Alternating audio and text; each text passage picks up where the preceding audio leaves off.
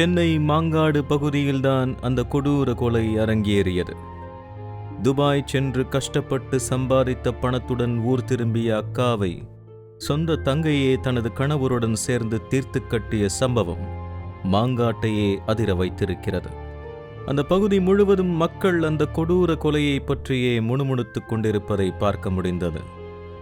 ஆனால் அந்த கொலையை பற்றி நாம் கேட்டால் அச்சத்தில் வாய் திறக்கவே யோசிக்கிறார்கள். குற்றம் சாட்டப்பட்ட அந்த பெண்ணும் அவரது கணவரும் திரும்பி வந்து தங்களையும் ஏதாவது செய்துவிட்டால் என்ன செய்வது என்ற பயம் அவர்களிடத்தில் இருந்தது. எங்களுக்கெல்லாம் ஒரு மாதிரியாக தான் திகிலாக தான் இருந்தது. இருந்தாலும் நாங்கள் வெளியில் காட்டிக்கல. சனிக்கிழமை மணிக்கு நடந்தது எங்களுக்கு தெரியாதுப்பா. நாங்கள் வந்து ஞாயிற்றுக்கிழமை காலையில் 5 மணிக்கெலாம் நாங்கள் ஊருக்கு போயிட்டோம். இது நடந்ததோ கொண்டதோ எங்களுக்கு தெரியாது.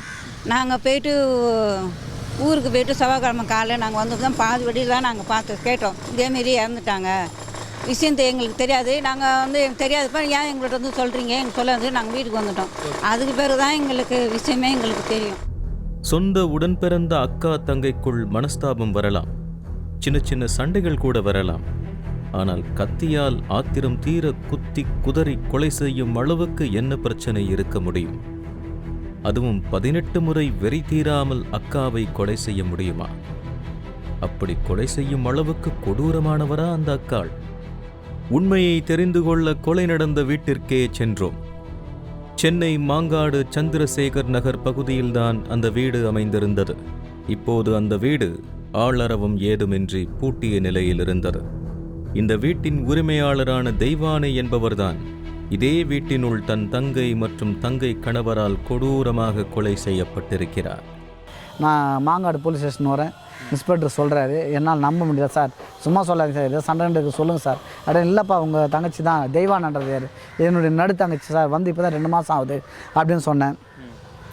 இவங்களா பாருங்கள் அப்படின்னு சொல்லி காட்டினாங்க. பார்த்தா எங்கள் தங்கச்சியை ரத்த வெள்ளத்தில் உடம்பு முழுக்க கழுத்தில் இங்கே ஆடை அர்த்தமான ஆடை கூட ஒரு முறை தான் சார் அப்படி இருப்பாங்கன்னு நான் கேள்விப்பட்டேன். இங்கே தேவையா இல்லாத இடமெல்லாம் அப்படியே அறுத்து அது ஒரு மாதிரி பார்க்கறதுக்கு அவ்வளோ குறாமையாக இருந்தது. கொலையான தெய்வானைக்கு ஒரு அண்ணன், ஒரு அக்கா, ஒரு தங்கை என உடன் பிறந்தவர்கள் 3 பேர். அண்ணன் சுப்பிரமணியன் மாங்காட்டிலேயே தனியாக இருக்கிறார். அக்கா வள்ளியும் திருமணமாகி தனது குடும்பத்துடன் இருக்கிறார். 3ஆவதாக பிறந்த தெய்வானைக்கு திருமணமானதிலிருந்தே போராட்டமான வாழ்க்கைதான். எங்கள் தங்கச்சி வந்து ஃபஸ்ட்டு கல்யாணம் ஆனதுலேருந்து கொஞ்சம் கஷ்டப்பட்டதுனால சரி வெளியூர் போய் சம்பாதிக்கலாம் சொல்லிட்டு அங்கே போய் எக்ஸ்போர்ட் வேலை, வீட்டு வேலை, அதுக்கப்புறம் அங்கேயே ஒரு காரு டிரைவராக இருந்து அப்படி சம்பாதிச்சுது. ஆனாலும் வீட்டின் கடைக்குட்டியான தங்கை லக்ஷ்மியை தெய்வானைக்கு ரொம்ப பிடிக்கும். அதனால் லக்ஷ்மியை தன் கூடவே வைத்து வளர்த்திருக்கிறார். ஆனால் பின்னால் அந்த தங்கைதான் தன் கழுத்தை அறுக்கப் போகிறார் என பாவம் அந்த தெய்வானைக்கு தெரியாது. சரி குத்துனாங்கன்னு சொல்லிட்டு தான் இருப்பேன். பட் இப்போ நான் சாகுடத்தில் போய் நான் போய் KMC ஹாஸ்பிட்டலில் போய் நான் எடுத்துன்னு வர குடலாம் வெளியே வந்துருக்குது. அதெல்லாம் பார்க்கறதுக்கு அவ்வளோ குறாமையாக இருக்குது. இந்த அளவுக்கு மோசமாக நான் பார்த்ததே இல்லை சார். அமேச்சு தவிர யாரும் இல்லைன்னு என் பொண்ணு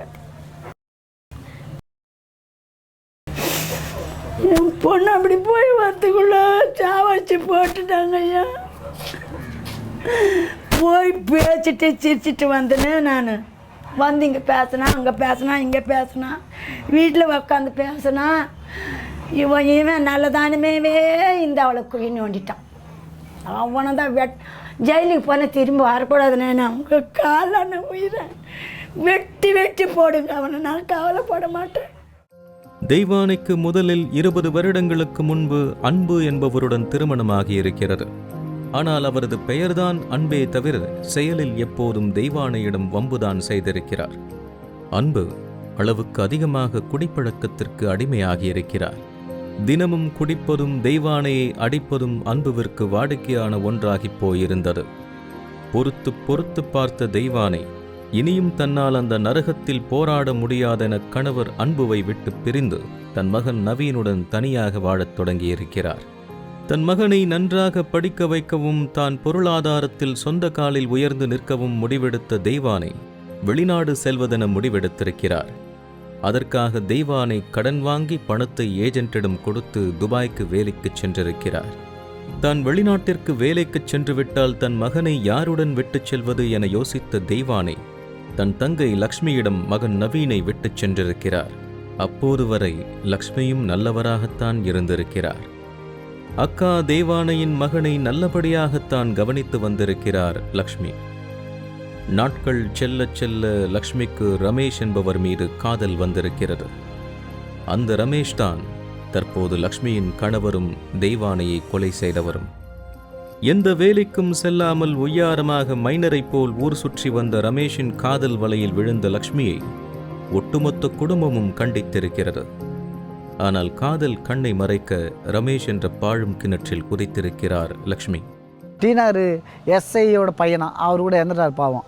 அவங்க அப்பா அவன் இங்கே எந்த நேரம் எனி டைம் 24 மணி நேரம் அந்த ஒயின் ஷாப்பில் தான் இருப்பான். கொலை பண்ணிட்டு கூட 2ஆம் நாள் எப்படி கண்டுபிடிச்சான்? ஒயின் ஷாப்பில் தான் போய் கண்டுபிடிச்சான், காலையில் 6 மணிக்கு போயிட்டு. லக்ஷ்மியை திருமணம் செய்த பிறகும் ரமேஷ் எந்த வேலை வெட்டிக்கும் செல்லாமல் வெட்டி வேலையையே பார்த்து வந்திருக்கிறார். ரமேஷுக்கும் குடிப்பழக்கம் இருந்திருக்கிறது. குடிப்பதற்காகவாவது வேலைக்கு செல்ல வேண்டுமே என கவலைப்பட்ட ரமேஷ் எங்கேயும் செல்லாமல் ஒயின் ஷாப்பில் மதுவை வாங்கி வெளியே பிளாக்கில் விற்கும் வேலையை செய்திருக்கிறார். அது காலையிலேயே போய் 5 மணிக்கு 6 மணிக்கெல்லாம் போய் வாங்கிட்டு அதே பிளாக்கில் விற்பானான். எங்கள் தங்கச்சியும் அந்த வேலை பண்ணியிருக்கான். தங்கை கஷ்டப்படுவதை பார்த்த அக்கா தெய்வானை லக்ஷ்மியை தன்னுடன் அழைத்துச் சென்றார். துபாய்க்கு வேலைக்கு சென்றபோதுதான் தன் தங்கை லக்ஷ்மியின் சுயரூபம் என்னவென அக்கா தெய்வானைக்கு புரிந்திருக்கிறது. துபாய்க்கு வேலைக்கு சென்ற இடத்தில் ஏற்கனவே கணவரை பிரிந்து தனியாக வாழ்ந்து வந்த தெய்வானைக்கு குணசேகரன் என்பவரோடு காதல் மலர்ந்துள்ளது. தெய்வானையும் குணசேகரனும் கணவன் மனைவியாகவே சேர்ந்து வாழத் தொடங்கியுள்ளனர். இந்த நிலையில் லக்ஷ்மி கணவர் ரமேஷுக்கு துரோகம் செய்யும் விதமாக துபாயில் வேறு ஒரு நபரை சேர்த்து கொண்டிருக்கிறார்.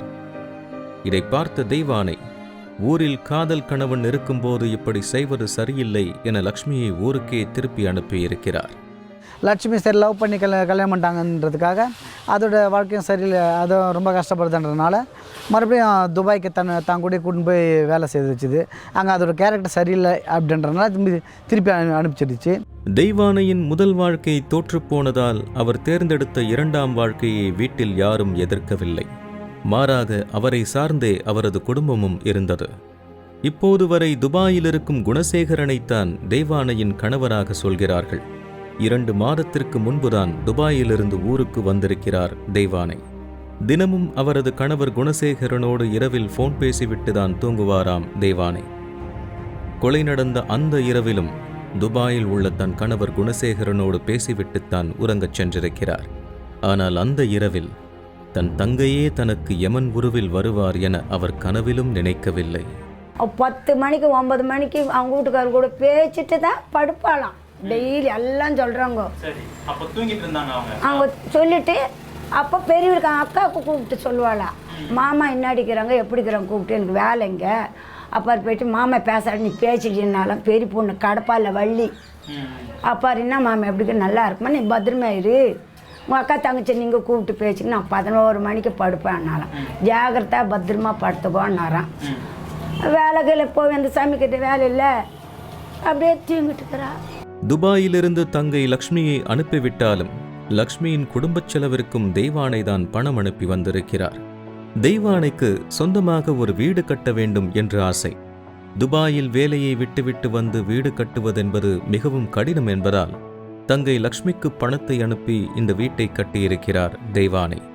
நம்மளது சின்ன வீடாக தானே இருக்குது, சரி நம்ம கடன் வாங்கி நம்ம கொஞ்சம் கஷ்டப்பட்டு வேலை செய்து நம்ம வீடு கட்டலாம், இங்கே முடிச்சுட்டு நம்ம வேலை முடிச்சுட்டு நம்ம போனாலும் வீட்டில் நம்ம நிம்மதியாக இருக்கலான்றதுக்காக அது கஷ்டப்பட்டு ஒழித்து அந்த காசை அங்கேருந்து லக்ஷ்மி பேருக்கு அனுப்புவோம். லக்ஷ்மி தான் காசு வாங்குவோம், லக்ஷ்மி தான் ஆளுங்களை வச்சு இதில் பெரிய வீடு கட்டினதெல்லாம் அதுதான். தெய்வானையின் நல்ல குணமும் லக்ஷ்மியின் தீய குணமும் ஒன்றுக்கொன்று நேரெதிராக நின்றன. ரமேஷும் லக்ஷ்மியும் சேர்ந்து வீடு கட்டும் செலவை பொய்க்கணக்கு காட்டி தெய்வானையிடம் பணத்தை கறக்க ஆரம்பித்திருக்கின்றனர். ஒரு கட்டத்தில் இந்த விஷயம் தெய்வானைக்கு தெரிய வந்திருக்கிறது. ஆனால் என்ன செய்வது, தங்கையாயிற்றே. வேறு யாரை நம்பி கொடுத்தாலும் அவர்களும் இதைத்தானே செய்வார்கள். அதற்கு பணம் நம் தங்கைக்காவது போகட்டுமே என விட்டிருக்கிறார். ஃபார் எக்ஸாம்பிள் 10,000 ஒரு வாரம் சம்பளம்னு வச்சுங்க, 5,000 13,000 18,000 அப்படி எக்ஸ்ட்ரா போட்டு தான் வாங்கும். அதெல்லாம் அவங்களும் கண்டுக்கல. சரி வேலை ஆகட்டும் சொல்லி விட்டுட்டாங்க. வாங்குகிற பணத்தில் கொஞ்சம் காசு வச்சு ஆளுங்க செலவு கொடுத்துட்டு மிச்ச காசு இது பண்ணுறதுனால அவங்களுக்கு தெரியுது, ஒரு குறிப்பிட்ட நாளில் தெரியுது இல்லைங்களா, இல்லை காசில் இப்படி தான் பண்ண முடியுமான்னு சொல்லிட்டு எல்லாருக்கும் தெரியுங்களா சார். சரி அதெல்லாம் இது பண்ணி சண்டை பிரச்சனை வேணாம்னு சொல்லிட்டு அங்கேருந்து இங்கே வந்தாங்க. சரி வீடு கட்டி முடிச்சாம சரி வேணாம் சொல்லிட்டு அவங்க தேர்த்தி விட்டுட்டாங்க. வீடு கட்டிய பிறகு லக்ஷ்மி தன் கணவர் ரமேஷுடன் அக்கா தெய்வானை மகன் நவீனுடன் இதே வீட்டில்தான் இருந்திருக்கிறார்கள். இப்போதும் தன் மகன் நவீனுக்கு துணையாக இருக்கட்டுமே என தெய்வானையும் நினைத்திருக்கிறார். ஆனால் லக்ஷ்மி மற்றும் லக்ஷ்மியின் கணவர் ரமேஷின் மனதில் வேறு எண்ணம் இருந்திருக்கிறது.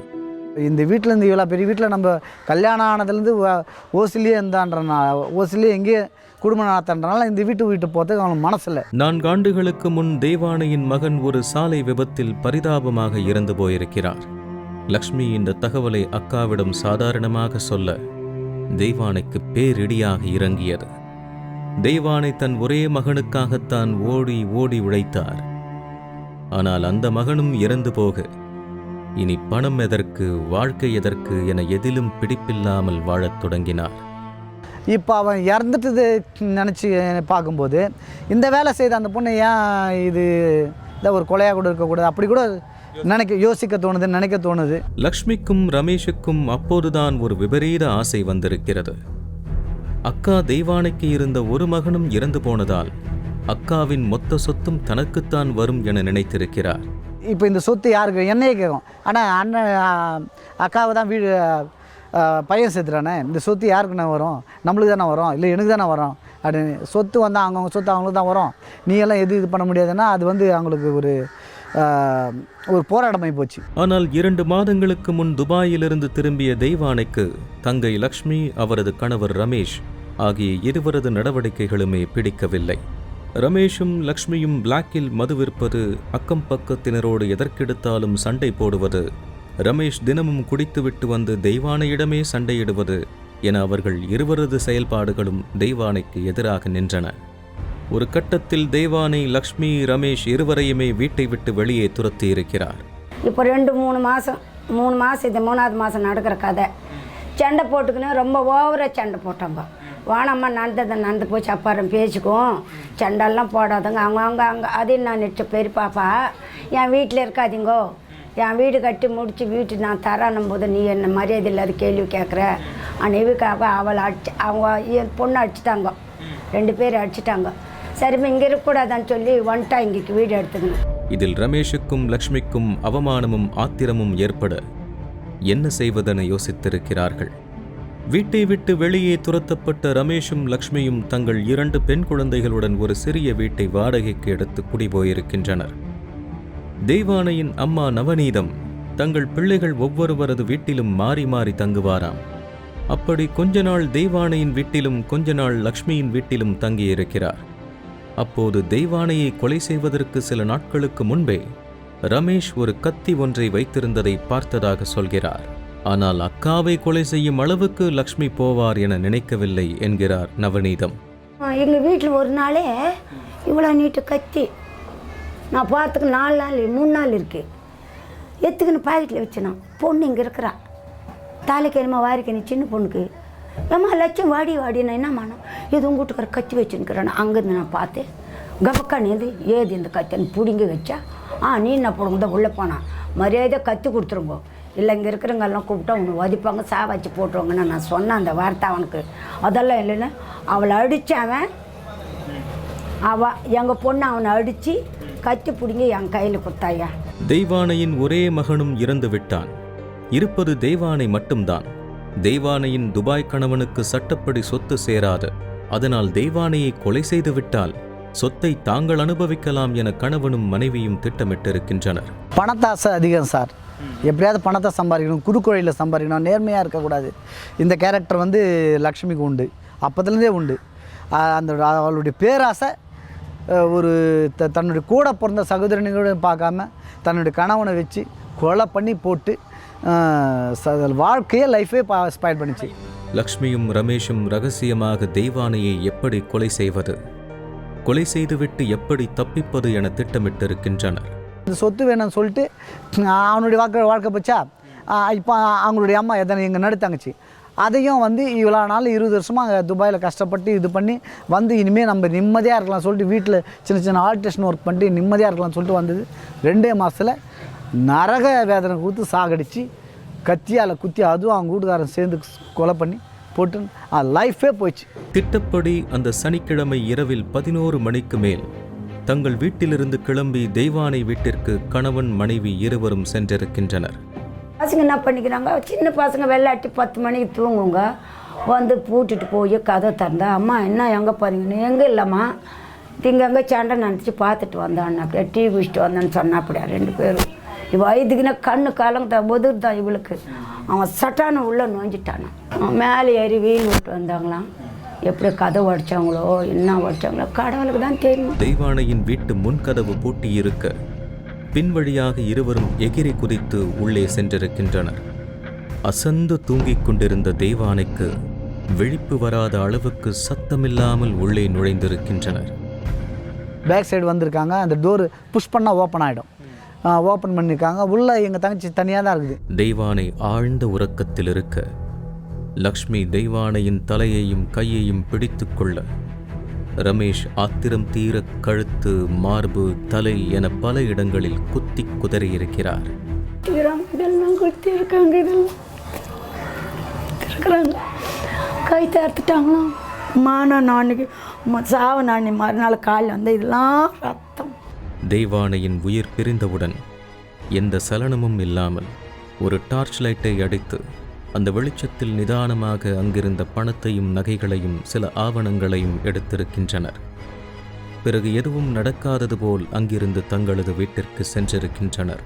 கொலை பண்ணிவிட்டு உள்ளே இருக்கிற டார்ச் லைட்டு, அது புது டார்ச் லைட்டு, அந்த டார்ச் லைட்டு எமர்ஜென்சி லைட்டு, அந்த லைட்டை வச்சு உள்ளே இருக்கிற பணம் நகைகள் அது வச்சு இந்த ஒரு சில வெள்ளி பொருட்கள், ஒரு சில நகைகள், கொஞ்சம் காசு, இந்த பஹ்ரைன் காசெல்லாம் கூட சரி, அது ஒரு சில அதோட டாக்குமெண்ட், ஒரு சில டாக்குமெண்ட்ஸு, அது எப்போவுமே ஒரு பிளாக் கலர் பேக் ஒன்று இருக்கும். அந்த பேக்கு தான் அது எப்போவுமே வச்சுருக்கோம். இந்த இப்போ வேலைகளும் செய்கிறாங்க பற்றி அதோட காசெல்லாம் கூட அதுக்கிட்ட தான். ஏன்னா வீட்டு வேலையெல்லாம் நடக்குது பார்த்தீங்களா, அதோட காசெல்லாம் கூட அதில் தான் இருக்கும். அதில் தான் எல்லாமே இருக்கும். ஒரு முக்கியமான பொருட்கள் எல்லாம் அதில் தான் இருக்கும். அந்த பேக்கை காணவே காணும். முகுத்தி, சின்ன முகுத்தி ஒன்று போட்டுன்னு இருப்பா, குட்டி முகுத்தி, கம்பளோ, கைத்தில் செயினும், தங்கத்தில் வாச்சி ஒரு பொண்ணு போட்டுன்னு இருந்தால் கைத்தில் செய்யணும். எல்லாம் பிடிங்க எடுத்துக்கணும். வெளியே நின்றுட்டு தொழில் இருக்கிறான் வாசல்லேருந்து. அவளை அமுச்சிட்டு என்னென்ன இருக்குதோ பிராஞ்சிக்கணும், பயில் வச்சுக்கணும். பிறகு செய்த கொலையிலிருந்து தப்பிக்க தங்களது அடுத்த நாடகத்தை லக்ஷ்மி அரங்கேற்றி இருக்கிறார். ஊருக்காரங்கெல்லாம் பொம்பளைங்கெல்லாம் போயிருக்காங்க காலையில் நேரத்தில். போனால் எங்களை யாரோ கெடுத்துட்டாங்க, அடிச்சிட்டாங்க அப்படின்னு கேட்டால் அந்த பசங்களாம் இப்படி சொல்லுன்னு சொல்லியிருக்கு. ஆமாம், எங்கள் பெரியம்மா தான் பண்ணியிருக்கும் பொழுது அந்த பொண்ணு சொல்லியிருக்கு. அந்த பொண்ணு அப்படியே சொல்லுது. அம்மா சொல்கிறது தானே பொண்ணு கேட்கும். கொலையை செய்துவிட்டு காலையில் மாங்காடு காவல் நிலையத்திற்கு பதறி அடித்து ஓடி தன்னை யாரோ அடையாளம் தெரியாத நபர்கள் வீட்டிற்குள் புகுந்து தன் வாயில் மதுவை வலுக்கட்டாயமாக ஊற்றி கொலை செய்ய முயற்சி செய்ததாகவும், எப்படியோ தான் தப்பி வந்துவிட்டேன், வந்தவர்கள் யார் என கண்டுபிடியுங்கள் என சொன்னார்.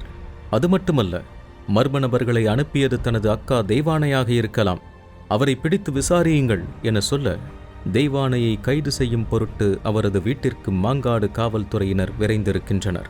அங்கு போனபோது இரத்த வெள்ளத்தில் தெய்வானை சடலமாக கிடக்க போலீசாரே அதிர்ந்து போயிருக்கிறார்கள். உடனே லக்ஷ்மி தன்னை கொல்ல வந்தவர்கள் ஒருவேளை அக்காவை கொன்றிருக்கலாம் என நீலிக்கண்ணீர் வடித்திருக்கிறார். கும்பிட போன தெய்வம் குறுக்கே வந்தது போல போலீசுக்கு லக்ஷ்மி லட்டு போல சிக்கியிருக்கிறார். உனக்கும் அக்காவுக்கும் என்ன சண்டை என போலீசார் விசாரிக்க என்ன சொல்வதென தெரியாமல் தன் வாயாலேயே லக்ஷ்மி உண்மையை உளர உடனே லக்ஷ்மியை கைது செய்திருக்கின்றனர். பின்னர் ரமேஷையும் காவல்துறை கைது செய்திருக்கிறது. தெய்வானையின் சடலத்தை மீட்டு கீழ்ப்பாக்கம் அரசு மருத்துவமனைக்கு பிரேத பரிசோதனைக்கு அனுப்பி வைத்தனர். பிறகு லக்ஷ்மி, ரமேஷ் இருவரிடமும் தீர விசாரித்து அவர்கள் தெய்வானையிடம் கொள்ளையடித்த நகைகளையும் மீட்டுக் கொடுத்திருக்கின்றனர். சொத்துக்கு ஆசைப்பட்டு அக்காவையே கொலை செய்த லக்ஷ்மி கணவரோடு ஜெயிலில் களி தின்று கொண்டிருக்கிறார். தெய்வானையிடம் சொத்துக்களை நல்லவிதமாக கேட்டிருந்தால் கூட அவர் கொடுத்திருப்பார். ஏன், தனக்கு பிள்ளை இல்லாத போது தங்கையின் பிள்ளைகளை தன் பிள்ளைகளாக வளர்த்திருப்பார். ஆனால் தீய எண்ணங்கள் அழிவை தேடி தந்துவிட்டது.